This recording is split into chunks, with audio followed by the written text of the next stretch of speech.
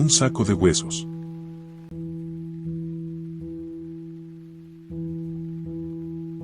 Capítulo 9. A las 9 de la mañana siguiente llené una botella de plástico con zumo de pomelo y salí, dispuesto a dar un largo paseo por la calle en dirección sur. Era un día radiante y caluroso. También era un día silencioso, reinaba la clase de silencio que solo se experimenta al día siguiente de una fiesta, compuesto por partes iguales de bienestar y resaca. Vi un par de pescadores en el lago, pero ninguna lancha, ni niños gritando y salpicándose. Pasé junto a una docena de chalets mientras subía la cuesta, y aunque la mayoría debían de estar habitados en esa época del año. Las únicas señales de vida que advertí fueron unos trajes de baño colgados en el tendedero de los Passendale y un caballito de goma de color verde fluorescente, medio deshinchado, en el pequeño embarcadero de los Rime. ¿Pero el pequeño chalet gris de los Passendale seguiría perteneciendo a los Passendale? ¿Y la divertida casa circular de los Batchelder, con su ventanal panorámico con vistas al lago y las montañas, seguiría perteneciendo a los Batchelder? No había manera de saberlo, desde luego. En 4 años puede haber muchos cambios. Caminé dejando que mis pensamientos fluyeran libremente. Un viejo truco de mis días de escritor. Trabaja el cuerpo, descansa la mente, deja que los muchachos del sótano hagan su trabajo. Pasé junto a campings donde Joa y yo alguna vez habíamos ido a tomar una copa, a comer una barbacoa o a jugar a las cartas. Absorbí el silencio como si fuera una esponja, bebí zumo, me sequé el sudor de la frente y aguardé a que los pensamientos aparecieran solos. El primero fue una curiosa comprobación, que el llanto del niño de la noche anterior me parecía más real que la llamada de Max Devor. ¿De verdad me había llamado un rico y cascarrabias pez gordo de la tecnología en mi primera noche en el TR? Y dicho pez gordo me había llamado mentiroso, lo era, teniendo en cuenta lo que le había contado, pero eso no importaba. Sabía que había sucedido, pero era más fácil creer en el fantasma del lago Darkscore, conocido en algunos campamentos como el misterioso niño llorón. Mi siguiente pensamiento, que apareció cuando terminé de beber el zumo, fue que debía llamar a Matt y Devor y contarle lo ocurrido. Era un impulso natural, pero tal vez no fuera buena idea. Era demasiado mayor para tragarme el cuento de la damisela desolada contra el perverso padrastro, o, en este caso, suegro. Aquel verano tenía que afrontar mis propios problemas y no quería complicarme la vida metiéndome en una disputa potencialmente peligrosa entre el señor computador y la señorita caravana. Devor me había sacado de las casillas, pero seguramente no era algo personal, sino algo normal en él. Vamos, a algunos tipos les encanta ir por ahí buscándole las cosquillas a otros. ¿Quería enfrentarme a él? No. No quería. Había salvado a la pequeña Red Sox, había palpado involuntariamente el pequeño pero agradablemente firme pecho de mamá, había aprendido que Kira significaba delicada en griego. Maldición, ya era suficiente, pasar de ahí sería gula. En ese momento detuve los pies y el cerebro, consciente de que había llegado hasta el Warringtons, un edificio parecido a un granero que los lugareños llamaban el Club de Campo. Y era algo así, había un campo de golf de 6 hoyos, una cuadra donde alquilaban caballos, un restaurante, un bar, un albergue para unas 3 docenas de personas en el edificio principal y 8 o 9 bungalows satélites. Hasta había una bolera de 2 pistas, aunque los jugadores tenían que turnarse para levantar los bolos. Warringtons había sido construido a principios de la Primera Guerra Mundial, de modo que era más joven que Sarah Risa, aunque no mucho. Un largo embarcadero conducía a un edificio más pequeño llamado Sunset Bar, donde los huéspedes de Warrington se reunían para tomar una copa por la noche y un Bloody Mary por la mañana. Cuando miré hacia allí, vi que no estaba solo. Había una mujer en el porche del bar flotante y me miraba. Me dio un buen susto. No estaba muy bien de los nervios y puede que eso tuviera algo que ver, pero creo que me habría dado un susto en cualquier estado que me encontrara. En parte por su quietud. En parte por su extraordinaria delgadez. Pero sobre todo por su cara. ¿Conoces el cuadro de Edward Munch El grito? Bueno, si imaginas esa cara tranquila, con la boca cerrada y los ojos alerta, te harás una idea aproximada de la mujer que estaba al final del embarcadero, con una mano de dedos largos sobre la barandilla. Aunque debo confesar que la primera imagen que me evocó no fue la del cuadro de Munch, sino la de la señora Danvers. La señora Danvers es la principal antagonista de la novela Rebecca de 1938. Danvers era el ama de llaves de Manderley, una majestuosa mansión que, indefectiblemente, mi mente asociaba con Sarah Risa. Aparentaba unos 70 años y llevaba unos pantalones cortos sobre un bañador negro. El conjunto tenía un extraño aire formal, todo un cambio del popular vestido negro de cóctel. Su piel era de un color blanco lechoso, excepto cerca del pecho casi plano y en los huesudos hombros, donde estaba cubierta de grandes manchas oscuras. Su cara parecía una calavera con pómulos prominentes y una frente redonda como una bombilla sin pantalla. Debajo de esa protuberancia, sus ojos se hundían en cuencas sombrías. Su cabello blanco, lacio y ralo, caía sobre sus orejas hasta la prominente repisa de su mandíbula. Dios, qué delgada es, pensé. No es más que un saco de huesos. Entonces un escalofrío me recorrió todo el cuerpo, envolviéndome en una espiral. Fue muy intenso, como si alguien estuviera atándome con un alambre. No quería que lo notara, qué manera de empezar un día de verano, produciendo tanta repugnancia a un hombre que estaba temblando y haciendo una mueca de asco en sus propias narices, así que levanté una mano y saludé. También hice un esfuerzo para sonreír. Hola, señora del bar flotante.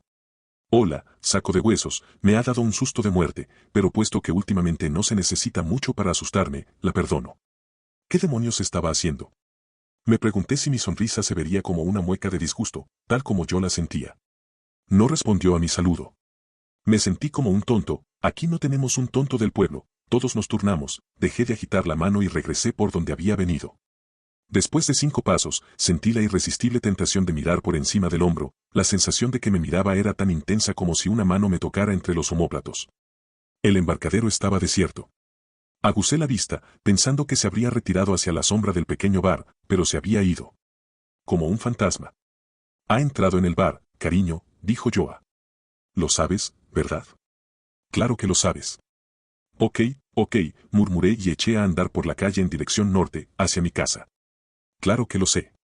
¿A dónde iba a ir si no? Pero no me parecía que hubiera tenido tiempo, no creía que hubiera podido entrar sin que yo la oyera, aunque fuera descalza. No en una mañana tan tranquila como esa. Puede que ande con sigilo, dijo la voz de Joa. Sí, murmuré. Durante ese verano, hablé mucho en voz alta. Puede que ande con sigilo. Seguro. Igual que la señora Danvers. Me detuve otra vez y miré atrás, pero el paso privado había hecho una pequeña curva, siguiendo la dirección del lago, y ya no se veían ni Warringtons ni el Sunset Bar. Pensé que era mejor así. En el camino de vuelta, enumeré mentalmente los fenómenos que habían precedido y luego rodeado mi regreso a Sararrisa, los sueños repetidos, los girasoles, la calcomanía de la emisora de radio, el llanto en la noche. Supuse que el encuentro con Matty y Kira y la llamada telefónica del señor Pixeliasel también podían calificarse de fenómenos extraños, pero no del mismo modo que el llanto de un niño en plena noche. ¿Y qué había del hecho de que estuviéramos en Derry y no en Darkscore en el momento de la muerte de Joanna? ¿Podía incluirlo en mi lista? No lo sabía. En el otoño y el invierno de 1993 yo había estado escribiendo una serie de cuentos y concibiendo una versión dramática de El hombre de la camisa roja. En febrero de 1994 había empezado Descenso desde la cima, que había acaparado toda mi atención. Además la decisión de viajar al oeste, de ir a Sara. Eso era cuestión de Joa, le dije al día, y en cuanto lo pronuncié supe que era la más pura verdad. A los dos nos encantaba la vieja casa, pero era ella quien decía, irlandés, vámonos unos días al TR. Se le ocurría en cualquier momento, aunque el año antes de su muerte no me lo había propuesto ni una vez. Y a mí no se me había ocurrido proponérselo a ella. Por lo visto me había olvidado por completo de Sararrisa, incluso en el verano. ¿Era posible que hubiera estado tan abstraído escribiendo? No lo creía, pero ¿qué otra explicación había? Algo no encajaba en el cuadro que me había hecho de la situación, pero no sabía qué era. No tenía ni la más remota idea. Eso me hizo pensar en Sarah Tidwell y en la letra de una de sus canciones. Nunca la habían grabado, pero yo tenía la versión de Blind Lemon Jefferson de esta canción en particular. Decía: no hay nada como un baile en un granero, cielo. No hay nada como girar y girar. Deja que bese tus dulces labios, cielo. Nunca encontraré a nadie igual. Me encantaba esa canción y siempre me había preguntado cómo sonaría en labios de una mujer en lugar de en la ronca voz de borracho de un viejo baladista. Me habría gustado oírsela cantar a Sarah Tidwell. Seguro que la cantaba con dulzura. Y cielos, apuesto a que sabía bailar. Ya estaba junto a la casa. No vi a nadie en los alrededores, aunque ya oía el zumbido de los primeros esquiadores acuáticos, me quité la ropa hasta quedarme en calzoncillos y nadé hasta la plataforma flotante. No me subí a ella, me quedé a un lado, sujetándome de la escalera con una mano y sacudiendo ligeramente los pies en el agua. Era agradable, pero ¿qué iba a hacer durante el resto del día? Decidí pasarlo limpiando mi estudio del segundo piso. Cuando hubiera acabado, quizá bajaría a echar un vistazo al de Joa. Si no perdía el valor. Regresé nadando, pataleando con suavidad, sumergiendo la cabeza y sacándola, en un agua que parecía seda fresca sobre mi piel. Me sentía como una nutria. Ya estaba cerca de la orilla cuando asomé la cabeza y vi a una mujer en la calle, mirándome. Era tan delgada como la que había visto en Warringtons, pero esta era verde. Era verde y señalaba hacia el norte del camino, como una dríada en una antigua leyenda. Respiré hondo, tragué agua y tosí para expulsarla. Me puse en pie, con el agua hasta el pecho y me sequé los ojos empapados. Entonces reí, aunque sin demasiada convicción. La mujer era verde porque era un abedul situado a la izquierda de donde los peldaños de traviesa se reunían con la calle. Incluso ahora que lo miraba con los ojos despejados, había algo macabro en la forma en que las hojas rodeaban el tronco marfil con vetas blancas para formar una cara. El aire estaba absolutamente inmóvil y, en consecuencia, la cara también, tan quieta como la de la mujer de los pantalones cortos negros y el bañador, pero en un día de viento sin duda parecería sonreír, hacer muecas. Incluso reír. Detrás se alzaba un pino de aspecto enfermizo, con una rama desnuda extendida hacia el norte. Yo la había confundido con un brazo esquelético y una mano huesuda que señalaba. No era la primera vez que me engañaba de ese modo. Veo cosas, eso es todo. Escribe suficientes novelas y creerás que todas las sombras del suelo son huellas, que cada línea del suelo es un mensaje secreto.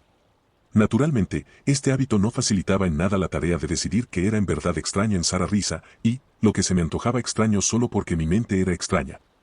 Miré alrededor, noté que todavía era el único en esa parte del lago, aunque no por mucho tiempo, ya se habían sumado una segunda y tercera lancha al zumbido de la primera, y me quité los calzoncillos mojados. Los estrujé, los puse encima de mis pantalones y de la camiseta y subí desnudo por las traviesas con la ropa abrazada al pecho. Fingí ser Vante, que llevaba el desayuno y el periódico de la mañana a Lord Peter Wimsey, detective de una serie de novelas. Cuando llegué a la casa, sonreía como un idiota. Aunque las ventanas estaban abiertas, en la planta alta de la casa hacía un calor sofocante, y comprendí el porqué en cuanto llegué a lo alto de las escaleras. Joa y yo compartíamos el espacio allí arriba, ella a la izquierda, una habitación pequeña, apenas un cubículo, que era todo lo que necesitaba habida cuenta de que tenía su estudio en el ala norte de la casa. Yo a la derecha. Al fondo del pasillo estaba el radiador del monstruoso aparato de aire acondicionado que habíamos instalado un año después de comprar la casa. Caí en la cuenta de que inconscientemente había echado de menos su característico zumbido. En el aparato había un cartelito pegado con celo que decía: Señor Noonan, está averiado. Si lo enciende, echa aire caliente y suena como si estuviera lleno de cristales. Dean dice que en Western Auto, de Castle Rock, le han prometido traer la pieza que necesita. Lo creeré cuando la vea. Ve Meserve. Sonreí al leer la última frase, muy propia de la señora Meserve, y luego probé el interruptor. Joa solía decir que las máquinas casi siempre responden favorablemente cuando perciben la proximidad de un humano provisto de pene, pero esta vez no fue así.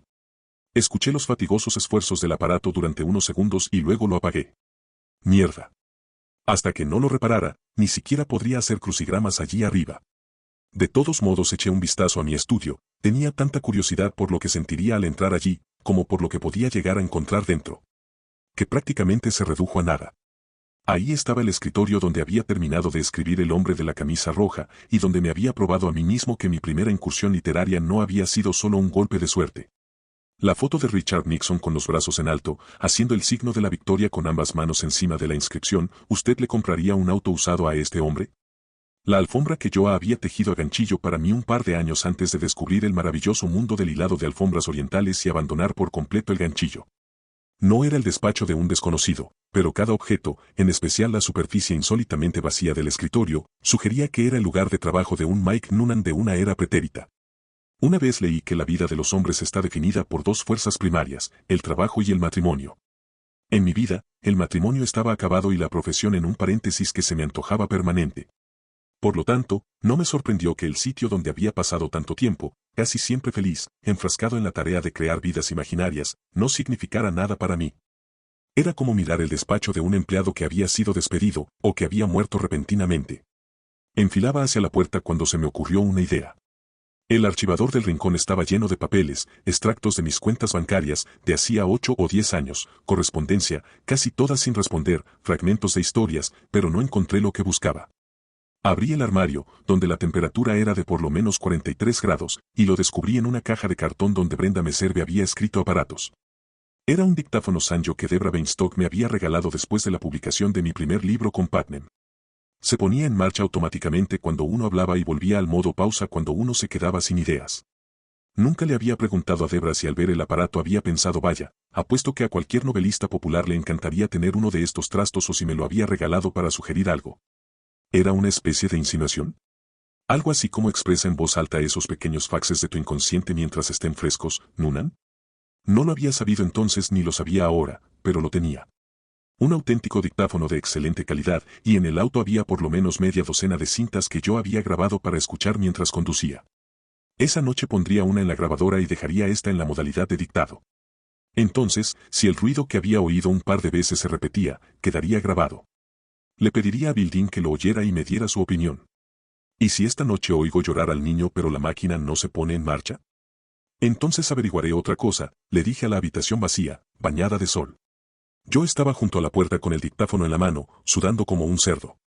O al menos la sospecharé. El cubículo de Joa, situado al otro lado del pasillo, hacía que mi estudio pareciera atestado y acogedor. Era una pequeña habitación cuadrangular, donde nunca había habido demasiadas cosas. Ahora la alfombra, las fotografías e incluso el escritorio habían desaparecido. Parecía una maqueta que había sido abandonada después de hacer el 90% del trabajo. Habían hecho desaparecer a Joa de allí, la habían limpiado, y por un instante sentí una furia irracional hacia Brenda Meserve. Recordé lo que decía mi madre cuando yo hacía por iniciativa propia algo que ella desaprobaba. Te has tomado demasiadas libertades, ¿no crees? Eso es lo que pensé al ver el pequeño estudio vacío de Joa, que al dejarlo pelado, la señora Meserve se había tomado demasiadas libertades. Puede que no lo haya limpiado la señora Meserve, dijo la voz sobrenatural. Puede que lo hiciera la propia Joa. ¿No has pensado en esa posibilidad, amigo? Tonterías, dije. ¿Por qué iba a hacer algo así? No creo que tuviera el pálpito de que iba a morir, sobre todo teniendo en cuenta que acababa de comprar. No quise decirlo en voz alta. Por alguna razón, me pareció una mala idea. Me volví para salir de la habitación y una súbita racha de aire fresco, insólita en ese ambiente sofocante, me rozó la cara. El cuerpo no, solo la cara. Fue una sensación extraordinaria, como si unas manos me acariciaran brevemente las mejillas y la frente.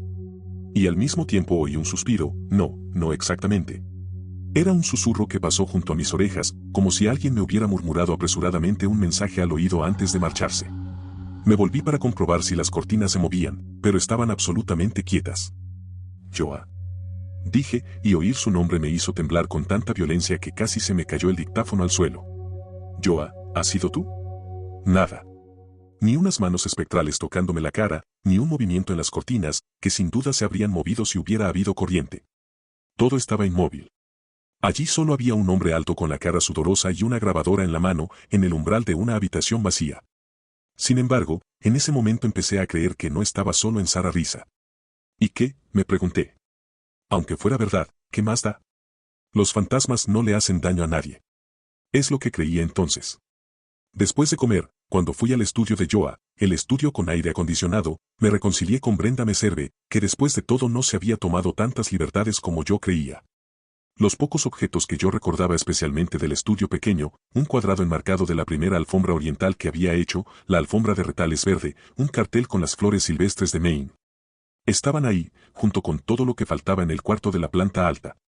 Era como si la señora Meserve quisiera transmitirme un mensaje: no puedo mitigar su dolor, acortar su tristeza o evitar que volver aquí reabra sus heridas. Pero puedo poner todas las cosas que podrían afectarle en un solo lugar, para que no tropiece con ellas inesperadamente o sin prepararse antes. Es lo único que puedo hacer.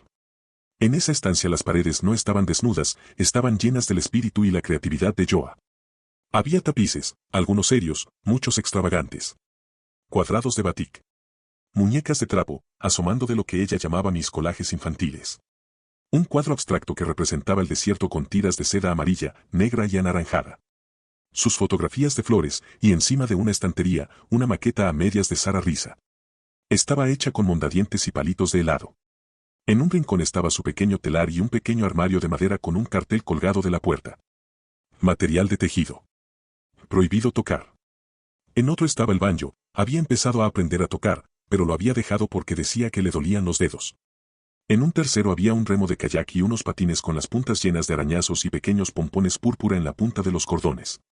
Pero lo que más me llamó la atención fue un objeto situado en el viejo escritorio de persiana que estaba en el centro de la habitación. Durante los innumerables fines de semana de verano, otoño e invierno que habíamos pasado en el lago, el escritorio siempre estaba atestado. Ovillos de lana, madejas de hilo, almohadillas de alfileres, dibujos y acaso algún libro sobre la Guerra Civil Española o las razas de los perros norteamericanos. Joanna podía resultar exasperante, al menos para mí, porque hacía las cosas sin orden ni concierto. También podía resultar intimidante, incluso arrolladora. Era brillante pero dispersa, y su escritorio siempre había reflejado este hecho. Pero ya no. Era probable que la señora Meserve hubiera retirado todo lo que había encontrado sobre el escritorio y lo hubiera guardado en otro sitio, pero resultaba difícil de creer. ¿Por qué iba a hacerlo? No tenía sentido. El objeto en cuestión estaba cubierto con una funda de plástico gris. Extendí el brazo para tocarlo, pero mi mano se detuvo a escasos centímetros de él, porque un viejo sueño, dame eso, es para protegerme del polvo, pasó por mi mente igual que la corriente de aire había pasado por mi cara. Pero el recuerdo desapareció de inmediato, y entonces retiré la funda de plástico. Debajo estaba mi vieja IBM Selectric, que no veía desde hacía muchos años. Me acerqué, sabiendo que la bola tendría los caracteres Courier, mis favoritos, antes incluso de verla. ¿Qué diablos hacía allí mi vieja máquina de escribir? Joanna pintaba, aunque no muy bien, hacía fotografías, excelentes, y a veces las vendía, tejía, hacía ganchillo, hilaba y teñía telas, sabía tocar 8 o 10 acordes en la guitarra. Naturalmente, se le daba bien escribir, como a todos los licenciados en literatura inglesa, por eso les dan el título. ¿Pero tenía talento para la literatura? No. Después de experimentar con la poesía cuando todavía estaba estudiando, abandonó esa rama de las artes. Tú escribirás por los dos, Mike, me había dicho una vez. Es tu territorio. Yo me dedicaré a picotear un poquito aquí y allí. Supongo que fue una decisión sabia, habida cuenta de que la calidad de sus poemas no podía compararse con la de sus fotografías, sus tejidos y sus tapices de seda. Pero ahí estaba mi vieja IBM. ¿Por qué? Cartas, dije. Encontró la máquina en el sótano y la rescató para escribir cartas. Pero eso no casaba con Joa. Me enseñaba la mayoría de sus cartas y a menudo me pedía que añadiera unas líneas, sobornándome con el dicho, en casa de herrero cuchillo de palo. De no ser por Alexander Graham Bell, los amigos del escritor no tendrían noticias de él, habría podido añadir. Yo no había visto una sola carta personal de Joa mecanografiada en todos los años de nuestro matrimonio, como mínimo, lo habría considerado una descortesía. Sabía escribir a máquina, desde luego, y redactaba impecables cartas comerciales, despacio y meticulosamente, pero siempre usaba mi computador portátil para hacerlo. ¿Qué te proponías, cariño? Pregunté y empecé a registrar los cajones de su escritorio. Brenda Meserve había hecho lo posible con ellos, pero la naturaleza de Joa la había vencido. Un orden superficial, las bobinas de hilo ordenadas por colores, por ejemplo, enseguida dejaba paso al antiguo caos de Joa. En esos cajones encontré objetos que hirieron mi corazón con centenares de recuerdos inesperados, pero ni un solo folio escrito con mi vieja IBM. Ni uno solo. Cuando hube terminado con el registro, me eché hacia atrás en la silla de Joa, y miré la fotografía enmarcada que estaba sobre su escritorio, una fotografía que no recordaba haber visto antes. Joa debía de haberla revelado y retocado a mano, sin duda el original había salido del desván de alguno de nuestros vecinos. Parecía un cartel de Se busca, coloreado por Ted Turner. La tomé y pasé la mano por el cristal, atónito. Sarah Tidwell, la cantante de blues de principios de siglo, cuyo último puerto conocido estaba exactamente aquí, en TR-90. Ella y los suyos, algunos amigos, la mayoría parientes, se habían marchado del TR, habían pasado una temporada en Castle Rock, y luego habían desaparecido. Como una nube en el horizonte o como la bruma en una mañana estival. En la fotografía sonreía, pero era una sonrisa difícil de descifrar. Tenía los ojos entornados. Sobre uno de sus hombros se veía la cuerda de la guitarra, no una correa, sino una cuerda. Al fondo había una persona de color, con un sombrero hongo puesto en un ángulo insólito. Si algo identifica a los músicos, es que saben cómo llevar sombrero, de pie junto a un contrabajo. Yo había pintado la cara de Sarah Tidwell de color café con leche, tal vez basándose en otras fotografías que había visto. Hay varias por ahí y casi todas muestran a Sarah con la cabeza echada hacia atrás y el cabello casi tocándole la cintura mientras suelta una de sus célebres carcajadas, aunque ninguna en color. No podía verlas a principios de siglo. Y Sarah Tidwell no se había limitado a dejar su impronta en viejas fotografías.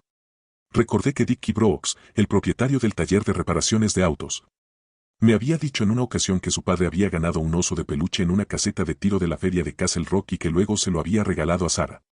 Ella lo había recompensado con un beso. Según Dickie, su padre nunca olvidó ese beso, decía que era el mejor de su vida, aunque dudo que lo dijera en presencia de su mujer. En esta foto solo sonreía. Sarah Tidwell, conocida como Sarah Risa.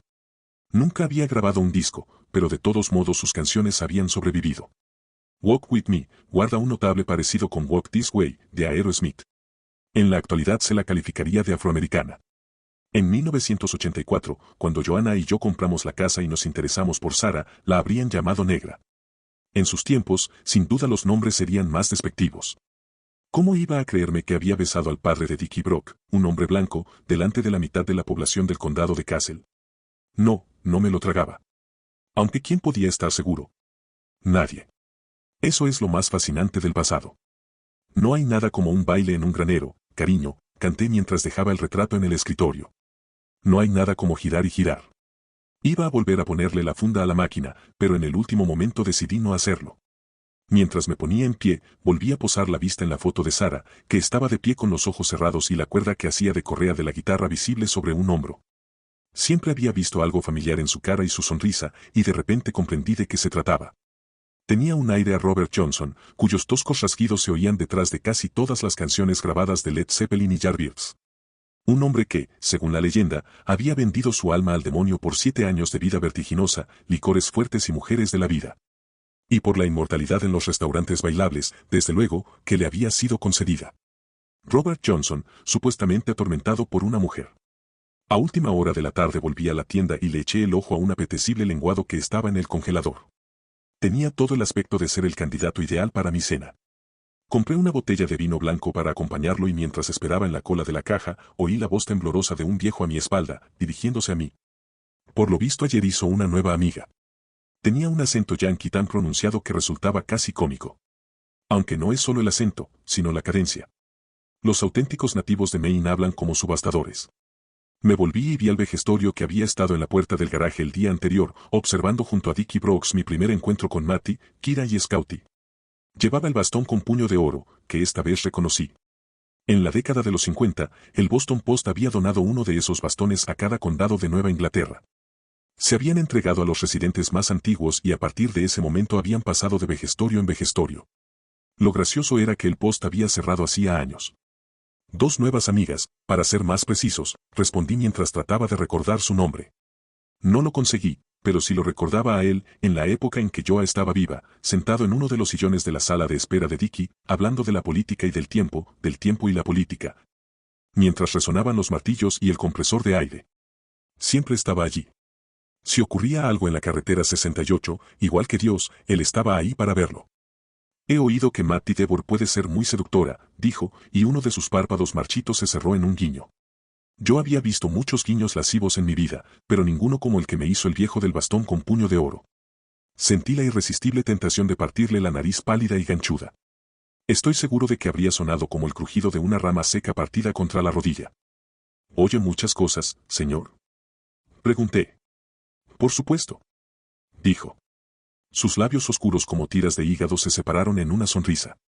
Sus encías estaban llenas de manchas blancas.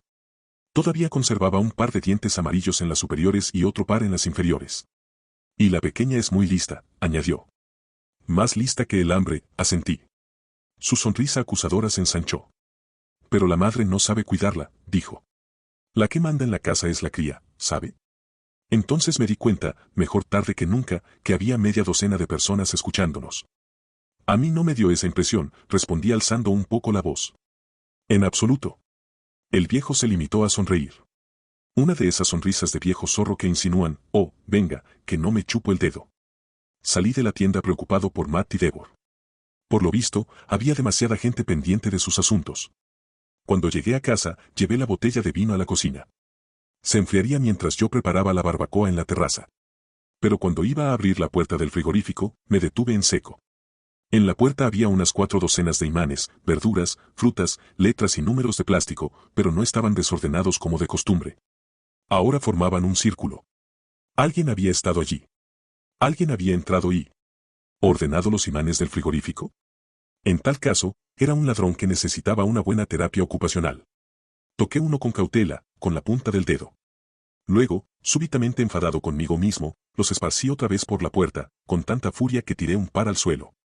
Esa noche, antes de irme a dormir, puse el dictáfono en la mesa que había debajo de Bante, el gran alce disecado, con el botón en la posición de dictado. Metí una cinta, puse el contador en 0 y me fui a la cama, donde dormí 8 horas sin sueños ni interrupciones. El día siguiente, lunes, hizo la clase de tiempo que buscan los turistas cuando van a Maine. El aire estaba tan puro que las colinas del otro lado del lago parecían más grandes. como si se vieran a través del cristal de una lupa de pocos aumentos. El monte Washington, el más alto de Nueva Inglaterra, flotaba a lo lejos. Puse la cafetera en marcha y entré en el salón, silbando. Esa mañana, todas mis ideas fantasiosas de los últimos días me parecían tontas. Pero entonces el silbido se ahogó en mis labios. El contador del dictáfono, que había dejado en 000 antes de irme a dormir, ahora marcaba 012. Rebobiné la cinta, titubeé antes de pulsar la tecla play, me dije que era un estúpido, con la voz de Joa, y lo pulsé. «Ay, Mike», dijo, casi gimió, una voz en la cinta y me llevé una mano a la boca para contener un grito. Era lo mismo que había oído en el estudio de Joa cuando la corriente de aire me había rozado las mejillas, aunque ahora las palabras eran más lentas e identificables. «Ay, Mike», repitió. Luego se oyó un clic. La máquina se había detenido durante un tiempo indeterminado. Después, una vez más sonaron las palabras que alguien había pronunciado en el salón mientras yo dormía en el ala norte. «Ay, Mike». Y eso fue todo. Capítulo 10. A las 9 de la mañana, una furgoneta bajó por el sendero particular y aparcó detrás de mi Chevrolet. Era una furgoneta nueva, una Dodge Ram tan limpia y brillante que parecía que la matrícula acababa de fabricarse esa mañana, pero del mismo color marfil que la anterior. Y la inscripción en la portezuela del conductor también era la misma. William Dean, mantenimiento de casas de veraneo, reparaciones, carpintería ligera y un número de teléfono. Salí al porche trasero con la taza de café en la mano. «Mike», exclamó Bill mientras bajaba del auto. Los hombres yanquis no se abrazan, es un hecho demostrado que puede añadirse a la lista de verdades indiscutibles de la vida, como los tipos duros no bailan o los hombres de verdad no comen quiche, pero Bill me estrechó la mano, sacudiéndomela con tanta fuerza que estuvo a punto de hacerme derramar el café de la taza casi vacía, y me dio una vigorosa palmada en la espalda. Su sonrisa dejó al descubierto una dentadura postiza ostensiblemente postiza, de las que se eligen por catálogo y se compran por correo.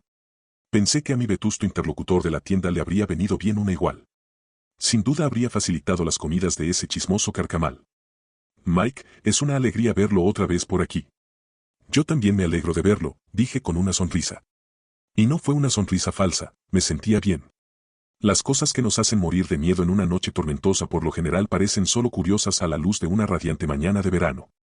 «Tiene buen aspecto, amigo». Era verdad. Bill tenía 4 años más y algunas canas nuevas en las sienes, pero seguía siendo el mismo. ¿Tendría 65 años? ¿70? Daba igual. Tenía un aspecto saludable y la cara todavía firme, sin esas bolsas de piel que aparecen sobre todo alrededor de los ojos y las mejillas y que yo asocio con el declive de la vejez. «Y usted también», dijo soltándome la mano. «Todos sentimos mucho lo de Joa, Mike». La gente del pueblo la quería muchísimo. Fue toda una sorpresa, teniendo en cuenta lo joven que era. Mi mujer me pidió que le presentara sus condolencias. Joa le hizo una alfombra el año en que Yvette tuvo neumonía y no lo ha olvidado. «Gracias», dije y durante unos segundos mi voz no fue la misma. Era como si en el TR mi mujer todavía no hubiera muerto. «Y dele las gracias a Yvette también». «Claro». «¿Va todo bien en la casa?» «Aparte del aire acondicionado, claro. En Western Auto me prometieron que tendrían la pieza que necesito la semana pasada y ahora dicen que tal vez no la reciban hasta principios de agosto. No importa. He traído mi portátil y si quiero usarlo, la mesa de la cocina me servirá de escritorio».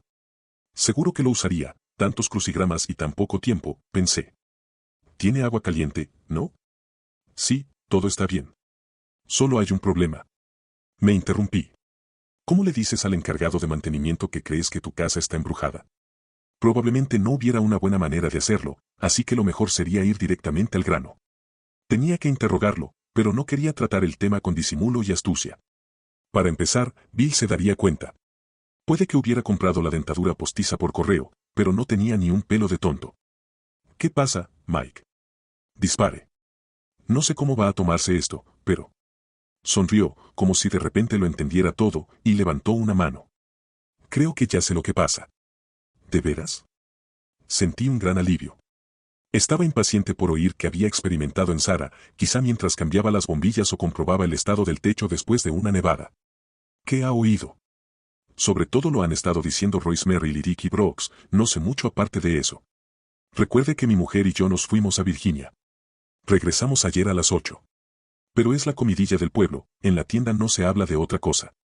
Yo estaba tan abstraído pensando en Sara Risa que por un instante no supe de qué me hablaba. Pensé que quería decir que la gente hablaba de las cosas que sucedían en mi casa. Entonces recordé el nombre de Royce Merrill y todo lo demás cuadró. El viejo cuatro dientes. El encargado no hablaba de los ruidos de los fantasmas, sino de Matt y Devor. Le invito a un café, dije. Necesito que me cuente en qué lío me he metido. Cuando nos sentamos en la terraza, yo con otra taza de café y Bill con una de té, últimamente, el café me da ardores a la entrada y a la salida, había dicho. Le pedí que me contara la versión de Royce Merrill y Ricky Brooks de mi encuentro con Matty y Kira. Resultó mejor de lo que esperaba. Los dos hombres me habían visto en el arcén con la pequeña en brazos y habían visto mi Chevrolet aparcado con la puerta abierta. Pero ninguno de los dos había visto a Kira usando la raya blanca de la autopista como la cuerda de un equilibrista. Sin embargo, no todo era bueno, según Royce, Matty me había dado un gran abrazo y un beso en la boca. ¿No mencionó la parte en que le toqué el culo y le metí la lengua hasta la garganta? Pregunté. Bill sonrió. La imaginación de Royce no ha llegado a tanto desde que tenía 50 años, y de eso hace por lo menos 40. En ningún momento la toqué. Enfaticé. Pero recordé que le había rozado un pecho, sin embargo había sido involuntario, pensara lo que pensara la chica. No tiene por qué darme explicaciones, dijo. Pero. Pronunció el pero como solía hacerlo mi madre, dejándolo en el aire, como la cola de una ominosa cometa. ¿Pero qué? Haría bien en mantenerse lejos de ella, concluyó. Es una chica agradable, casi como si fuera del pueblo, sabe, pero es un problema. Hizo una pausa. No, no estoy siendo justo con ella. Tiene problemas. El viejo quiere la custodia de la niña, ¿no? Pregunté. Bill dejó la taza de té en la barandilla de la terraza y me miró con las cejas enarcadas. Los reflejos del lago dibujaban ondas en sus mejillas, dándole un aspecto exótico. ¿Cómo lo sabe? Lo he adivinado, pero con fundamento. Su suegro me llamó el sábado por la noche, cuando estaban lanzando los fuegos artificiales. Y aunque no me dijo exactamente qué quería, dudo mucho que el viejo haya regresado al oeste de Maine para reclamar el jeep y la caravana de su nuera.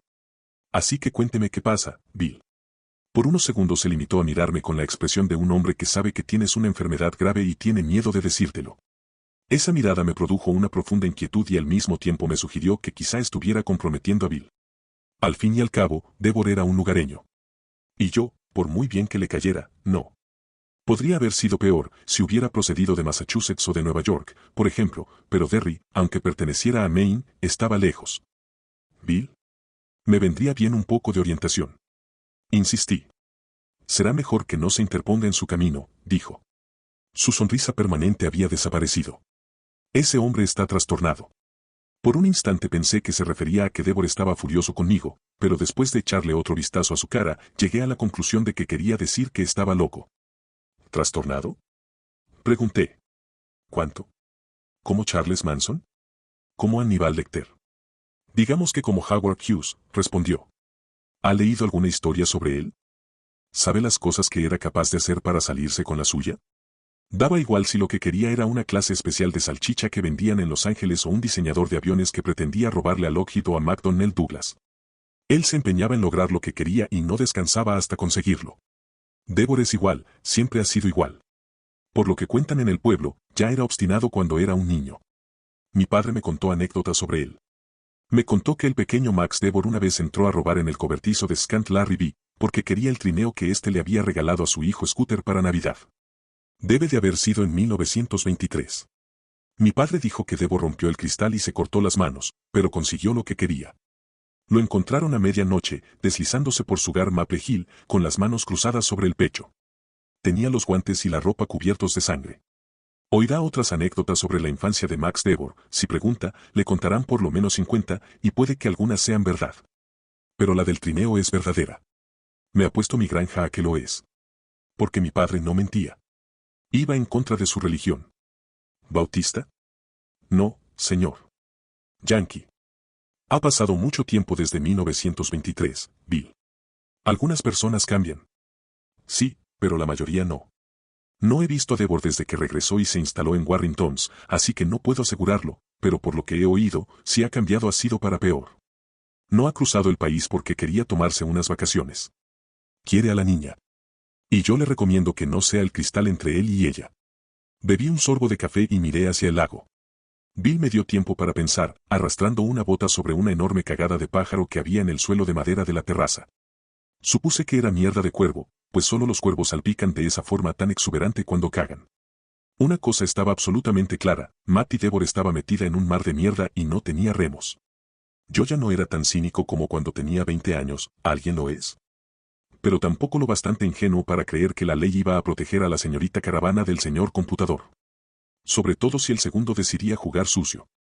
Cuando era pequeño había tomado el trineo que quería y se había lanzado por una cuesta con él en plena noche, sin preocuparse por sus manos ensangrentadas. ¿Y en su madurez? ¿El viejo había arrebatado a otros cada trineo que se le había antojado durante los últimos 40 años? ¿Cuál es la historia de Matty, Bill? Cuéntemela. No tardó mucho. En general, las historias de campo son breves, lo que no significa que no sean interesantes. Matty Devor había comenzado su vida como Matty Stanchfield, y no era del TR, pero casi, procedía de Moton, que estaba a un paso de allí. Su padre trabajaba transportando madera y su madre tenía un salón de belleza en su casa, lo que, curiosamente, los convertía en la perfecta pareja de campo. Tuvieron 3 hijos. Cuando Dave Stanchfield derrapó en una curva en Lovell y cayó en el pantano de Kewadin con un camión cargado de troncos, su viuda perdió las ganas de vivir, como suele decirse, y murió poco después. No tenían seguro, aparte del que Stanchfield había sido obligado a contratar para su camión y su casita miserable. Una historia como las de los hermanos Grimm, ¿no? Si quitamos los juguetes del jardín, los 2 secadores de pelo del salón de belleza del sótano, el viejo Toyota aparcado en la puerta, ¿qué queda? Solo la frase, érase una vez una pobre viuda con 3 hijos. Matty era la princesa del cuento, pobre pero hermosa, yo lo había comprobado personalmente. A continuación entra en escena el príncipe. En este caso, un pelirrojo desgarbado y tartamudo llamado Lance Devor. El hijo de los años de madurez de Max Devor. Cuando Lance conoció a Matty, él tenía 21 años y ella acababa de cumplir 17. El encuentro tuvo lugar en Warringtons, donde ese verano Matty tenía un empleo temporal de camarera. Lance Devor estaba pasando una temporada al otro lado del río, en Upper Bay, pero las noches de los martes había partido de softball en Warringtons, el equipo local contra otro de turistas. Y Lance cruzaba el lago en canoa para jugar. El softball es importantísimo para los Lance Devor del mundo. Cuando tienes un bate en las manos, no importa si eres desgarbado y mucho menos si tartamudeas. Los tenía a todos desorientados en Warringtons, dijo Bill. Nadie sabía a qué equipo pertenecía, si al de los locales o al de los turistas. De cualquier modo a Lance no le importaba, le daba igual jugar con cualquiera. Algunas semanas jugaba con un equipo, otras con el otro. Y todos se alegraban de contar con él, porque tenía una fuerza extraordinaria para batear y atajaba como nadie. Solían ponerlo en la primera base, pero ahí estaba desperdiciado. En la segunda o entre las 2. Dios. Saltaba y corría como ese tal Noriega. Querrá decir Nureyev, corregí. Se encogió de hombros. La cuestión es que era muy bueno. Y a la gente le caía bien. Encajaba bien. Los jugadores son todos jóvenes, sabe, y lo que les importa es cómo juegas, no quién eres. Además, la mayoría no tiene ni idea de quién es Max Devor. A menos que lean el Wall Street Journal y las revistas de informática, observé. En ellas el nombre de Devor aparece tantas veces como el de Dios en la Biblia. ¿De veras? Bueno, supongo que en las revistas de informática Dios se escribe Gates, pero ya sabe lo que quiero decir. Supongo. Pero hacía 65 años que Max Devor no pasaba una temporada en el TR. ¿Sabe lo que pasó cuando se marchó, no? No. ¿Debería saberlo? Me miró sorprendido. Luego fue como si su mirada se cubriera con una especie de velo. Pestañeó y el velo desapareció. Se lo contaré en otra ocasión. No es ningún secreto, pero tengo que estar en casa de los Harriman a las 11 para revisar la bomba de la letrina y no quiero irme por las ramas. A lo que iba, la gente apreciaba a Lance Devor, lo tenían por un muchacho simpático que si tenía un buen día era capaz de batear una pelota y lanzarla a 100 metros dentro del bosque. Entre sus conocidos no había nadie lo bastante mayor para reprocharle que fuera hijo de Max, por lo menos los martes por la noche en Warringtons, y a nadie le molestaba que su familia tuviera dinero. Vamos, esto se llena de gente rica en verano, ya sabe. Ninguno es tan rico como Max Devor, pero la riqueza es solo una cuestión de grados. Eso no era verdad y yo tenía la cantidad de dinero justa para saberlo. La riqueza es como la escala de Richter, pasado cierto punto, entre un nivel y el siguiente la fortuna no se duplica o se triplica, sino que se multiplica por un número asombroso y mortífero en el que es preferible no pensar. Fitzgerald lo tenía claro, aunque sospecho que nunca acabó de creer en su propia idea, los muy ricos son diferentes de ustedes y de mí. Pensé en decírselo a Max, pero no lo hice. Tenía que ir a reparar la bomba de una letrina. Los padres de Kira se habían conocido gracias a un carrito atascado en el barro. Como todos los martes, Matty empujaba un carrito con un barril de cerveza desde el edificio principal hacia el campo de softball. Había recorrido la mayor parte del camino desde el restaurante sin inconvenientes, pero había llovido mucho la semana anterior y el carrito se atascó en el barro. El equipo de Lance estaba jugando y Lance permanecía sentado en el banco, esperando su turno para batear. Vio a la chica con los pantalones cortos blancos y la camiseta azul de Warringtons, bregando con el carrito atascado, y se levantó para ayudarla. 3 semanas después eran inseparables y Matty estaba embarazada, 10 semanas después estaban casados, 37 semanas después Lance Devor estaba en un ataúd. Para él se habían acabado el softball, la cerveza fresca en las noches de verano, la paternidad y el amor a la hermosa princesa. Otro final prematuro, muy distinto de él y fueron felices por siempre jamás. Bill Dean no me describió el encuentro con detalle, se limitó a decir. Se conocieron en el campo, donde ella empujaba un carrito con cerveza y él le ayudó a desatascarlo del barro. Matty tampoco me hablaría del asunto, así que no sé gran cosa. Pero aunque algunos de los pormenores podrían ser distintos, apuesto $1 contra 100 a que casi todo sucedió tal como lo he contado. Ese verano yo sabía cosas que no tenía por qué saber. Para empezar, hace calor, el verano de 1994 es el más caluroso de la década y julio es el mes más caluroso del año. El presidente Clinton está siendo superado en los sondeos por los republicanos. La gente dice que es probable que el astuto Willie no se presente a las elecciones para un segundo mandato. Se cree que Boris Yeltsin está o bien moribundo o enfermo del corazón en una clínica para alcohólicos. Los Red Sox juegan mejor que nunca. En Terry, Joanna Arlen Noonan tal vez sienta náuseas por la mañana. Si es así, no se lo cuenta a su marido. Veo a Matty con la camiseta azul, con su nombre bordado en blanco sobre el pecho izquierdo. El pantalón corto blanco hace un bonito contraste con sus piernas bronceadas. También veo que lleva una gorra azul con la W de Warringtons encima de la visera. Su bonito cabello rubio cae a través del agujero que hay en la parte posterior de la gorra y cae hasta el cuello de la camiseta. La veo tratando de sacar el carrito del barro sin volcar el barril de cerveza. Tiene la cabeza gacha, la sombra de la visera oscurece todo su rostro salvo la boca y la barbilla pequeña. Deja que te dice Lance y ella alza la vista. La sombra de la visera se desvanece y Lance le ve los grandes ojos azules, los que heredará su hija. Una sola mirada a esos ojos y la guerra termina sin que se haya disparado un solo tiro. Ella le pertenece, nunca ha estado tan claro que una mujer pertenece a un hombre. El resto, como dicen por aquí, estaba cantado. El viejo tenía 3 hijos, pero Lance era el único que parecía importarle, la hija está como una regadera, informó Bill. En un manicomio de California. Y creo que también tiene cáncer. El hecho de que a Lance no le interesara la informática no molestaba a su padre. Ya tenía otro hijo que era perfectamente capaz de continuar con el negocio. Pero había una capacidad que el hermano mayor de Lance Devor no tenía, nunca le daría nietos a su padre. Es marica, dijo Bill. Tengo entendido que en California hay muchos. Yo estaba seguro de que también había muchos en el TR, pero no era quien para dar clases de sexualidad a mi encargado. Lance Devor había asistido a la Universidad de Reed, Oregón, donde estudiaba ingeniería forestal. Supongo que era la clase de chico que se enamora de las plantas con hojas aterciopeladas y al que le gusta contemplar a los cóndores al amanecer. De hecho, si uno hacía caso omiso de la jerga académica, no era más que un leñador de los hermanos Grimm. El verano anterior a que iniciara la segunda etapa de la carrera su padre lo había mandado llamar a la mansión familiar de Palm Springs y le había regalado un maletín lleno de mapas, fotos aéreas y papeles legales. Eran papeles antiguos, pero a Lance no le importó.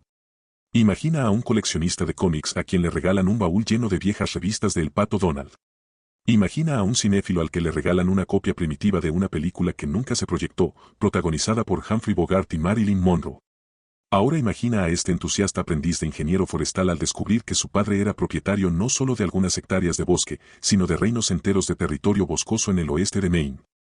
Aunque Max Devor se había marchado del TR en 1933, había mantenido vivo el interés por la zona donde había crecido.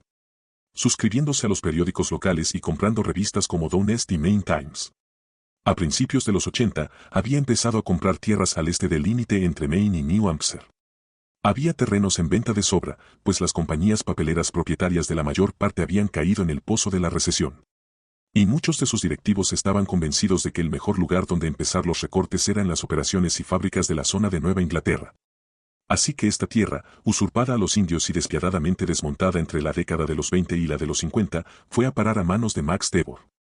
Puede que la comprara solo porque estaba ahí, porque era un buen negocio que podía permitirse y del que podría sacar provecho en el futuro. O puede que la comprara para demostrarse que había sobrevivido a su infancia, de que, en efecto, había salido triunfalmente de ella. ¿O acaso la comprara como un juguete para su querido hijo menor? En los años en que Devor compró tierras en el oeste de Maine, Lance era solo un niño, pero lo bastante mayor para que un padre perspicaz notara hacia dónde apuntaban sus intereses. Devor le pidió a Lance que pasara el verano de 1994 supervisando territorios que, en su mayoría, había adquirido 10 años antes. Quería que el muchacho pusiera el papeleo al día, pero también algo más, que le diera sentido. No esperaba que le dijera para qué podía usar las tierras, aunque supongo que de todos modos habría escuchado las sugerencias de Lance, solo quería saber para qué servían. ¿Estaba dispuesto Lance a pasar el verano en el oeste de Maine tratando de encontrarle un sentido a la compra con un salario de $3,000 al mes? Supongo que la respuesta de Lance debió de ser una versión más refinada de la frase de Buddy Jellison, ¿cagan los cuervos en la copa de los pinos? El joven llegó a Maine en junio de 1994, acampó al otro lado de Dark Score y se puso a trabajar. Debía regresar a Reed a finales de agosto, pero en su lugar decidió tomarse un año libre. A su padre no le pareció bien la idea. Supongo que olió problemas de faldas. Sí, pero California está muy lejos de Maine y hay que tener muy buen olfato para oler algo desde allí, dijo Bill, apoyándose contra la portezuela de su furgoneta con los bronceados brazos cruzados. Tenía a alguien mucho más cerca para que husmeara por él. ¿Qué quiere decir? Pregunté. Rumores. La gente habla gratuitamente y está aún más dispuesta a hacerlo si le pagan. ¿Gente como el viejo Royce Merrill? Puede que Royce fuera uno, asintió, pero no el único. Por aquí no pasamos rachas malas y buenas, vamos de mal en peor. Así que cuando un hombre como Max Devor envía a un tipo con billetes de 50 o $100, ¿envió a alguien de por aquí? ¿Un abogado? No era un abogado sino un agente de la propiedad inmobiliaria llamado Richard Aswood, un tipo taimado, fue el juicio de Bill Dean, que vivía y trabajaba en Moton. Con el tiempo Aswood había contratado a un abogado de Castle Rock. Cuando terminó el verano de 1994 y Lance no volvió a casa, la primera tarea encomendada al tipo taimado consistía en descubrir qué demonios pasaba y ponerle fin. ¿Y entonces? Pregunté. Bill consultó su reloj de pulsera, miró al cielo y por fin fijó la vista en mí. Se encogió brevemente de hombros, como si dijera, los dos somos hombres de mundo. No necesita hacerme esa pregunta. Luego Lance Devor y Matty Stanchfield se casaron en la iglesia bautista que está en la carretera 68. Hubo rumores sobre las cosas que hizo Aswood para impedir la boda. Hasta dicen que trató de sobornar al reverendo Gotch para que se negara a casarlos, pero eso me parece una estupidez. Se habrían ido a otro sitio. Además, no creo que deba hablar de lo que no sé con seguridad.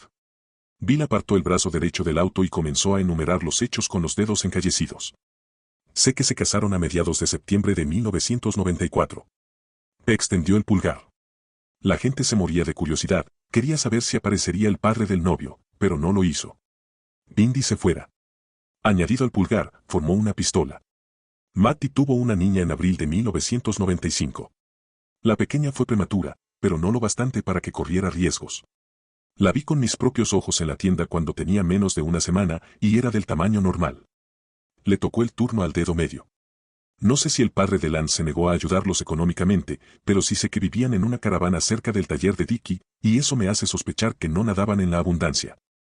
Devor le puso la correa al perro, comenté. Era de esperar en un hombre que está acostumbrado a salirse con la suya, pero si quería a su hijo como usted cree, es posible que luego haya recapacitado. Puede que sí y puede que no. Miró el reloj otra vez. Ahora mismo acabo y me largo, pero antes tiene que oír otra pequeña historia que le aclarará las cosas. En julio del año pasado, menos de un mes antes de su muerte, Lance Devor se presentó en el correo de Lakeview. Quería enviar un sobre marrón, pero antes necesitaba mostrarle lo que había dentro a Carla de Cinces. Carla dice que se le caía la baba, como casi siempre les pasa a los padres primerizos.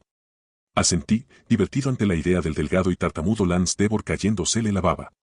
Pero lo veía en mi imaginación, y la imagen también me resultó conmovedora. Era una foto de estudio de la niña, tomada en Castle Rock. En ella la pequeña, ¿cómo se llama? ¿Kayla? Kira, le corregí. Ya, menudos nombres les ponen hoy día, ¿no? En la foto Kira estaba sentada en un sillón de piel, con unas gafas de juguete sobre la naricita, mirando las fotografías aéreas de los terrenos arbolados que hay al otro lado del bosque. Entre TR-100 y TR-110, bueno, parte de los que había comprado el viejo. Carla dijo que la niña tenía una expresión de asombro, como si no imaginara que pudiera haber tantos bosques en todo el mundo. Dijo que estaba graciosísima. Y el sobre, certificado y urgente, iba dirigido a Maxwell Devor, de Palm Springs, California. Lo que le induce a pensar que o bien el viejo se ablandó lo suficiente para pedir una foto de su nieta o que Lance Devor se la envió pensando que lo ablandaría. Bill asintió, tan satisfecho como un padre cuyo hijo acaba de hacer una suma difícil. No sé si lo consiguió, dijo. No hubo tiempo para descubrirlo. Lance había comprado una antena parabólica como la suya. El día que decidió instalarla hubo una tormenta horrible, con granizo, vientos fuertes que habían derribado árboles cerca del lago y muchos relámpagos. Pero eso fue por la noche y Lance había instalado la antena por la tarde, sin ningún problema. Sin embargo, cuando se desató la tormenta, recordó que se había dejado la llave inglesa en el techo de la caravana. Subió a buscarla para que no se mojara y se oxidara. ¿Le cayó un rayo? Dios santo. Sí, cayó un rayo, pero en el camino. Si pasa por el lugar donde Wasp Hill Road se mete en la carretera 68 verá el tocón del árbol que derribó. Cuando cayó, Lance bajaba por la escalera con la herramienta en la mano. Si nunca ha visto caer un rayo a poca distancia de su cabeza, no puede imaginarse el miedo que da. Es como ver a un conductor borracho que se mete de frente en tu carril y que gira en el último momento. Cuando cae un rayo cerca, se te ponen los pelos de punta, te zumban los oídos y el aire huele a quemado. Lance se cayó de la escalera. Si tuvo tiempo de pensar en algo antes de aterrizar en el suelo, supongo que pensaría que había sido electrocutado. Pobre chico. Le encantaba el TR, pero no le trajo suerte. ¿Se rompió el cuello? Sí. Como había tantos truenos, Matty no lo oyó caer ni gritar ni nada. Pero unos minutos después, cuando empezó a granizar y su marido no volvía, salió a ver qué pasaba. Y ahí estaba el muchacho, tendido en el suelo boca arriba y con los ojos abiertos. Bill consultó el reloj por última vez y abrió la portezuela de la furgoneta. El viejo no había venido para la boda, pero vino para el entierro y se quedó. No quiso saber nada de la chica. Pero quiere a su nieta, dije. De hecho ya lo sabía, pero de todos modos sentí un nudo en el estómago. No mencione este incidente, me había pedido Matty el 4 de julio. Key y yo estamos pasando una mala racha. ¿Hasta dónde ha llegado? Yo diría que va por la tercera vuelta y se aproxima a la recta final. Habrá una vista en el Tribunal Superior del Condado de Castle, puede que a finales de este mes o a principios del siguiente. El juez puede ordenar que le den la niña entonces o aplazar la decisión hasta el otoño. Da igual cuando sea, pero está más claro que el agua que el juez no fallará a favor de la madre. De una forma u otra, la niña se criará en California. Las palabras de Bill me produjeron un desagradable escalofrío. Bill se sentó detrás del volante de la furgoneta. No se meta en ese asunto, Mike, dijo. No se acerque a Matty Devor ni a su hija. Y si lo llaman a declarar porque lo vieron con ellas el sábado, sonría mucho y diga lo menos posible. ¿Max Devor alega que la joven es incapaz de criar a su hija? Sí. Bill, yo vi a la pequeña y está perfectamente. Volvió a sonreír, pero esta vez no había alegría en su sonrisa. Supongo que sí. Pero eso no importa. No se meta en sus asuntos, amigo. Me siento obligado a darle este consejo, ahora que Joan no está, supongo que soy el único encargado que tiene. Cerró la puerta de la furgoneta, puso el motor en marcha, y cuando iba a tomar la palanca de cambios, bajó la mano, como si acabara de recordar algo. Cuando tenga tiempo, debería buscar los búhos. ¿Qué búhos? Hay un par de búhos de plástico en algún lugar de la casa, puede que en el sótano o en el estudio de Joa. Se los trajeron el otoño antes de que muriera. ¿El otoño de 1993? Sí. No puede ser. En el otoño de 1993 no vinimos por aquí. Ella sí que vino. Yo estaba aquí instalando las contrapuertas cuando llegó. Charlamos un rato hasta que llegó el camión de reparto. Metí la caja en la casa y tomamos un café. En ese entonces yo todavía tomaba café. Ella sacó los búhos de la caja y me los enseñó. Parecían de verdad. Joa se marchó 10 minutos después. Fue como si hubiera venido especialmente para eso, pero ¿quién va a viajar desde Derry para levantar unos búhos de plástico? ¿Cuándo fue exactamente, Bill? ¿Lo recuerda? La segunda semana de noviembre, respondió de inmediato. Mi mujer y yo fuimos a Levingston esa misma tarde, a casa de la hermana de Yvette. Era su cumpleaños. En el camino de vuelta pasamos por el supermercado, donde Yvette compró el pavo para el Día de Acción de Gracias. Me miró con curiosidad. ¿De verdad no sabía nada de los búhos? No. Es raro, ¿no?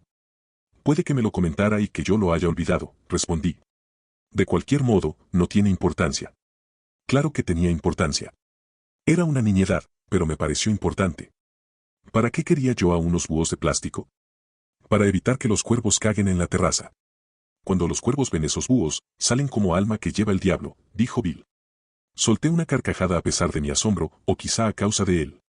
¿En serio? ¿De verdad funciona? Sí, siempre y cuando los mueva de vez en cuando para que los cuervos no sospechen. Los cuervos están entre los pájaros más listos, ¿sabe? Si encuentra los búhos, evitará que le ensucien la terraza. Lo haré, respondí. Búhos de plástico para espantar a los cuervos. Era muy típico de Joa descubrir esa clase de información. En ese sentido, ella misma era como un cuervo, siempre picoteando datos de aquí y allí, y hacer algo al respecto sin molestarse en decírmelo. Otra vez me sentí solo y pensé en cuanto la echaba de menos. Ok. Un día que tenga tiempo vendré y le ayudaré a registrar la casa. Creo que quedará satisfecho. Seguro. ¿Dónde se aloja Devor? Bill enarcó las cejas. En Warringtons. Usted y él son prácticamente vecinos. Creí que lo sabía. Recordé a la mujer que había visto. La combinación del traje de baño negro y los pantalones cortos negros parecía un exótico atuendo de fiesta, y asentí. He visto a su esposa. Bill rió tanto al oírme que necesitó un pañuelo para enjugarse las lágrimas. Lo sacó de la guantera, un pañuelo de algodón azul del tamaño de un banderín de un equipo de fútbol, y se secó los ojos. ¿Qué le ha hecho tanta gracia? Pregunté. ¿Habla de una mujer esquelética? ¿Con el pelo blanco y una cara que parece una máscara de Halloween? Fue mi turno de reír. La misma. No es su esposa, sino, como le dicen, su asistente personal. Se llama Roget Whitmore. Las mujeres de Devor han muerto todas. La última hace 20 años. ¿Qué clase de nombre es Roget? ¿Francés? De California, respondió él como si esa palabra lo explicara todo. En el pueblo hay gente que le tiene miedo. ¿De veras? Sí. Bill titubeó un instante y luego añadió con una de esas sonrisas que ponemos todos cuando sabemos que vamos a decir una tontería. Brenda Meserve dice que es una bruja. ¿Y los dos llevan casi un año en Warringtons? Sí. La mujer va y viene, pero pasa casi todo el tiempo aquí. En el pueblo creen que se quedarán hasta que acabe el juicio por la custodia y que después volverán a California en el avión privado de Devor. Dejarán a Asgood a cargo de la venta de Warrington, sí. ¿La venta? ¿Qué quiere decir? Creí que lo sabía, dijo Bill poniendo la marcha. Cuando el viejo Hugh Emerson le dijo a Devor que cerraban el hotel después del Día de Acción de Gracias, el viejo dijo que no tenía intención de marcharse de allí. Dijo que estaba cómodo y que se quedaría. Y compró la propiedad. Durante los últimos 20 minutos me había sentido alternativamente sorprendido, divertido y furioso, pero en ningún momento me había quedado estupefacto. Ahora lo estaba. ¿Compró Warringtons para no tener que trasladarse al hotel de Castle View o alquilar una casa? Exactamente. 9 edificios, incluyendo el hotel principal y el bar Sunset, 12 acres de bosque, un campo de golf de 6 hoyos y 500 metros de playa sobre la calle. Además del campo de softball y la bolera. $4.250.000. Su amigo Asgood cerró el trato y Devor pagó con un cheque personal. Me pregunto de dónde sacó espacio para poner tantos ceros. Hasta la vista, Mike. Con estas palabras retrocedió por el sendero y se alejó, dejándome boquiabierto. Búhos de plástico. Entre ojeada y ojeada al reloj, Bill me había contado un montón de cosas interesantes, pero la que destacaba sobre todas las demás era el hecho, tenía que aceptarlo como un hecho. Porque Bill estaba absolutamente seguro de lo que decía, de que yo hubiera viajado al lago para esperar la llegada de un par de búhos de plástico. ¿Me lo había dicho? Era probable. No lo recordaba, y debería haberlo hecho, pero yo sabía que cuando yo traspasaba los límites de la realidad no valía la pena decirme nada porque las cosas me entraban por un oído y me salían por el otro. A veces me pinchaba notas en la camisa, para recordarme que tenía que hacer un recado o una llamada, como si yo fuera un niño de 5 años. Pero si me hubiera dicho voy al lago, cariño, porque quiero recoger un paquete personalmente, ¿quieres acompañarme? ¿No lo recordaría? ¿Y no la habría acompañado? Yo siempre aprovechaba una buena excusa para bajar al TR. Claro que entonces estaba trabajando en una obra dramática, tal vez demasiado. Notas pinchadas en la manga de mi camisa. Si sales cuando termines, necesitamos leche y zumo de naranja. Con el sol en la nuca y el pensamiento de los malditos búhos de plástico en la cabeza, inspeccioné lo poco que quedaba del huerto de Joa. Supongamos que Joa me hubiera dicho que bajaba a Sara Risa. Supongamos que yo había declinado la invitación de acompañarla sin pensar siquiera en ella porque había traspasado los límites de la realidad y estaba en la zona literaria. Incluso si daba por buena esa posibilidad, quedaba otra pregunta: ¿por qué había sentido la necesidad de ir a esperar personalmente la furgoneta de reparto? Kenny Auster no habría tenido inconveniente en hacerlo, y la señora Meserve tampoco. Y Bill Dean, el encargado, había estado ahí en ese preciso momento. Esto me llevó a hacerme otra pregunta: ¿por qué no había pedido que llevaran esos malditos muñecos a Derry? Y finalmente me sentí incapaz de vivir un minuto más sin ver un búho de plástico con mis propios ojos. Pensé que quizá pusiera uno en el techo del auto cuando lo dejaba aparcado en el camino. Al entrar en la casa se me ocurrió una idea y me detuve en seco. Llamé a Ward Hankins, el contable de Waterville que se ocupa de mis impuestos y mis pocos negocios no literarios. Mike, dijo con cordialidad. ¿Qué tal está el lago? El lago está frío y el tiempo caluroso, por eso me gusta. Dime, Ward, tú guardas todas las facturas que te envió durante 5 años, ¿verdad? ¿Por si Hacienda decide darnos un susto? Lo reglamentario son 5 años, respondió, pero yo lo guardo todo durante 7. Para Hacienda, tú eres un pez gordo. Mejor ser un pez gordo que un búho de plástico, pensé, pero no lo dije. Eso incluye los calendarios de mesa, ¿no? Dije. El mío y también el de Joa, hasta que ella murió. Desde luego. Puesto que ninguno de los dos llevaba agenda, es la mejor manera de controlar los recibos con. ¿Podrías buscar el calendario de Joa de 1993 y fijarte qué hizo la segunda semana de noviembre? Desde luego. ¿Buscas algo en particular? Por un instante me vi a mí mismo en Derry, sentado a la mesa de la cocina, en mi primera noche como viudo, mirando una caja con la inscripción Test de embarazo casero Norco. ¿Qué buscaba a esas alturas? Había amado a Joa, pero ella llevaba casi 4 años en la tumba. ¿Qué demonios buscaba ahora? ¿Problemas? Busco 2 búhos de plástico, respondí. Ward debió de pensar que le hablaba a él, pero no estoy seguro de que fuera así. Sé que suena raro, pero eso es lo que busco. ¿Me llamarás cuando encuentres el calendario? Sí, enseguida. Gracias, dije y colgué el auricular. Y ahora por los búhos. ¿Cuál era el lugar más adecuado para 2 de esos interesantes trastos? Mis ojos se posaron en la puerta del sótano. Elemental, querido Watson. La escalera del sótano estaba a oscuras y ligeramente húmeda. Mientras buscaba a tientas el interruptor de la luz, la puerta se cerró con tanta fuerza a mi espalda que dejé escapar un grito de horror. No había viento ni corriente de aire, era un día muy sereno, pero de todos modos la puerta se cerró. ¿O la había cerrado alguien? Estaba en la oscuridad, en lo alto de las escaleras, buscando el interruptor y aspirando el olor a humedad que adquieren incluso las mejores paredes de cemento cuando un lugar no se ventila durante un tiempo. Hacía frío, mucho más frío que al otro lado de la puerta. No estaba solo, lo sabía. Tenía miedo, mentiría si dijera que no, pero también estaba fascinado. Había alguien conmigo. Aparté la mano de la pared del interruptor y permanecí donde estaba, con las manos a ambos lados del cuerpo. Pasaron unos segundos, no sé cuántos. Mi corazón latía furiosamente en el pecho, sentía sus latidos en las sienes. Hacía frío. Hola. Dije. No hubo respuesta. Oía el tenue e irregular goteo del agua en una de las cañerías de abajo, mi propia respiración y más lejos, muy lejos, en un mundo donde brillaba el sol, el chillido triunfal de un cuervo. Tal vez acabara de cagarse en el techo de mi auto. Necesito un búho, pensé. No entiendo cómo he podido pasar sin él hasta ahora. Hola. Pregunté otra vez. ¿Puedes hablar? Nada. Me humedecí los labios. Quizá debería haberme sentido como un idiota por llamar a los fantasmas en la oscuridad, pero no fue así. No me sentía idiota en lo más mínimo. La humedad había dejado paso a un frío tangible, y supe a ciencia cierta que tenía compañía. ¿Puedes dar golpes? Si eres capaz de cerrar la puerta, también podrás dar golpes. Volví a oír el suave e irregular goteo de las cañerías. Nada más. Cuando me disponía a buscar el interruptor una vez más, sentí un ruido sordo abajo. El sótano de Sara Risa era alto y el último metro de cemento, desde el suelo hacia arriba, estaba protegido con paneles de material aislante. Estoy seguro de que el sonido que oí fue el de un puño golpeando contra uno de esos paneles. Un simple puño golpeando un panel aislante, pero todos los músculos de mi cuerpo se tensaron. Se me pusieron los pelos de punta. Las cuencas de mis ojos parecieron expandirse y las órbitas contraerse, como si mi cabeza quisiera convertirse en una calavera. Cada centímetro de mi piel se cubrió de carne de gallina. Allí había alguien. Un muerto. No podría haber encendido la luz aunque hubiera querido. Era incapaz de levantar el brazo. Hice un esfuerzo sobrehumano para hablar y finalmente conseguí emitir un murmullo ronco que apenas reconocí. ¿Estás ahí? Golpe. ¿Quién eres? Dije, siempre con un murmullo ronco, la voz de un hombre que da las últimas instrucciones a la familia en su lecho de muerte.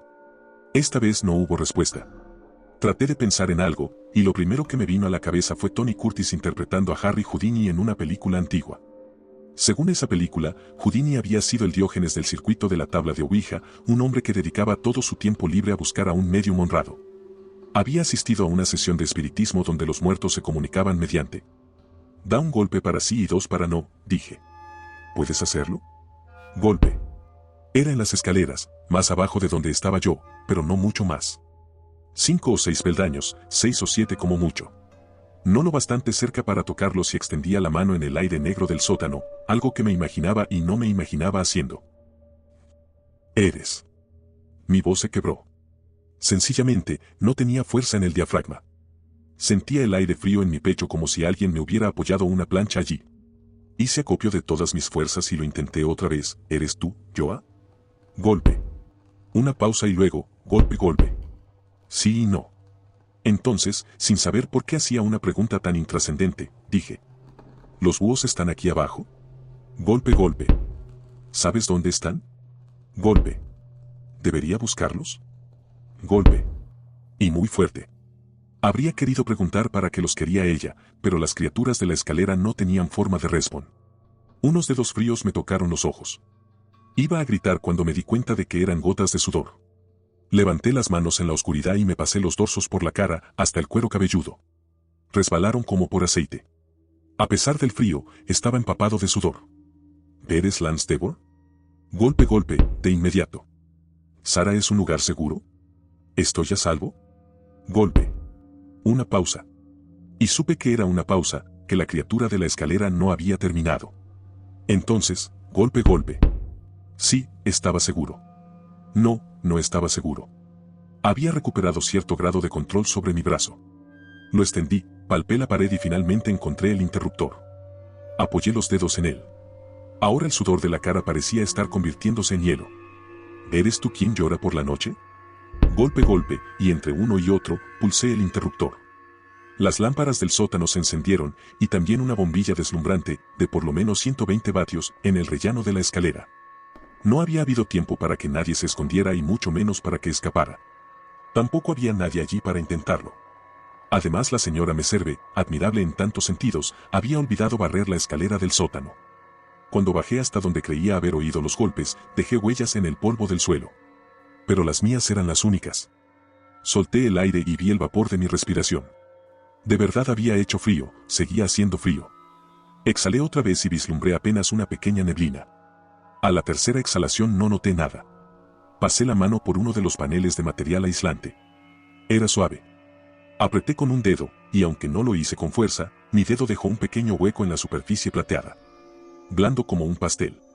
Si alguien hubiera estado golpeándolo con un puño, el material debería tener marcas, hasta era probable que la fina lámina plateada se hubiera levantado en algún punto, dejando al descubierto el relleno rosa.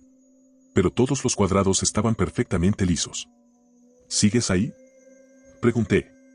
No hubo respuesta, pero yo tenía toda la impresión de que mi visitante seguía allí. En alguna parte. Espero no haberte ofendido encendiendo la luz, dije, y esta vez me sentí bastante ridículo. Estaba en medio de la escalera del sótano hablando en voz alta, dando un discurso a las arañas. Quería verte, si es que era posible. Ni siquiera sabía si decía la verdad. Súbitamente, tan súbitamente que estuve en un tris de perder el equilibrio y caer por las escaleras, me giré en redondo, convencido de que la criatura envuelta estaba a mi espalda, de que ella era la autora de los golpes. No un amable fantasma de M.R. James, sino aquel horror de otra dimensión del universo. No había nada. Di media vuelta otra vez, respiré hondo 2 o 3 veces para tranquilizarme y luego terminé de bajar la escalera. Abajo había una canoa en perfectas condiciones, con remo incluido. En un rincón estaba la cocina de gas que habíamos reemplazado después de comprar la casa e incluso la tina con patas que Joa se había empeñado en convertir en macetero, a pesar de mis protestas. Encontré un baúl lleno de manteles que apenas recordaba, una caja con casetes mohosos, grupos como Delphonics, Funkadelic y 38 Especial, y varias con vajilla vieja. Allí abajo había vida, aunque no muy interesante. A diferencia de la vida que había percibido en el estudio de Joa, esta no había concluido precipitadamente, sino que la habíamos abandonado, como si mudáramos de piel, y eso estaba bien. De hecho, era el orden natural de las cosas. Vi un álbum de fotos en una estantería llena de trastos y lo bajé con una mezcla de curiosidad y cautela.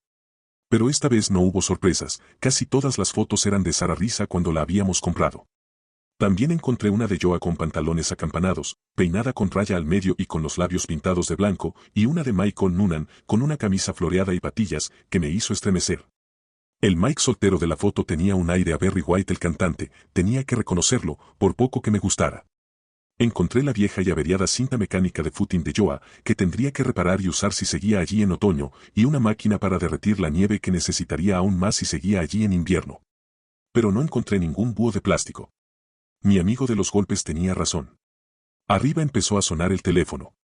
Corrí a atenderlo. Crucé la puerta del sótano y luego retrocedí para apagar la luz. Este acto me pareció a un tiempo gracioso y perfectamente normal, igual que cuando era un niño me parecía perfectamente normal evitar pisar las grietas de las baldosas de la acera. Y aunque no fuera normal, ¿qué más daba? Solo llevaba 3 días en Sara, pero ya había postulado la primera ley Noonan de la excentricidad. Cuando uno está solo, la conducta extraña no parece en absoluto extraña. Tomé el inalámbrico. Diga. Hola, Mike. Soy Ward. ¿Te has dado prisa? La sala de archivos está a unos pasos de aquí por el pasillo, respondió. Pan comido. En la segunda semana de noviembre de 1993, solo hay una anotación en el calendario de Joa. Dice, CP de Maine, Fripp, 11 horas. Está en el martes 16. ¿Te sirve de algo? Sí, respondí. Gracias, Ward, me sirve de mucho. Corté la comunicación y dejé el inalámbrico en su soporte. Sí, me servía. CP de Maine era el comedor popular de Maine. Joa había estado en la comisión directiva desde 1992 hasta su muerte. Fripp era Freeport. Debía de haber habido una reunión de la comisión. Seguramente habrían hecho planes para la comida que servirían a los indigentes el Día de Acción de Gracias, y luego Joa había conducido 100 kilómetros hasta el TR para levantar los 2 búhos de plástico. Ese dato no respondía todas las preguntas, pero ¿no hay siempre interrogantes después de la muerte de un ser querido? Y no hay reglas fijas sobre el momento en que surgen. Entonces oí la voz sobrenatural, ya que estás cerca del teléfono, ¿por qué no llamas a Bonnie Amundson? Solo para saludarla y preguntarle cómo está. Joa había sido miembro de 4 comisiones en los 90, todas ellas de instituciones benéficas. Su amiga Bonnie la había convencido de que entrara en la del comedor popular cuando quedó una vacante. Habían asistido a muchas reuniones juntas. Pero no solo en noviembre de 1993, y era difícil que Bonnie recordara aquel día en particular después de 5 años, pero si aún conservaban los libros de actas de las reuniones. ¿En qué carajos estaba pensando? ¿En llamar a Bonnie, darle un poco de cháchara y luego pedirle que mirara la inscripción correspondiente a una reunión de 1993 en el libro de actas? ¿Iba a preguntarle si mi esposa había estado presente? ¿O si yo aparecía cambiada durante el último año de su vida? Y cuando Bonnie me preguntara por qué quería saberlo, ¿qué le diría? Dame eso, había gruñido Joa en mi sueño.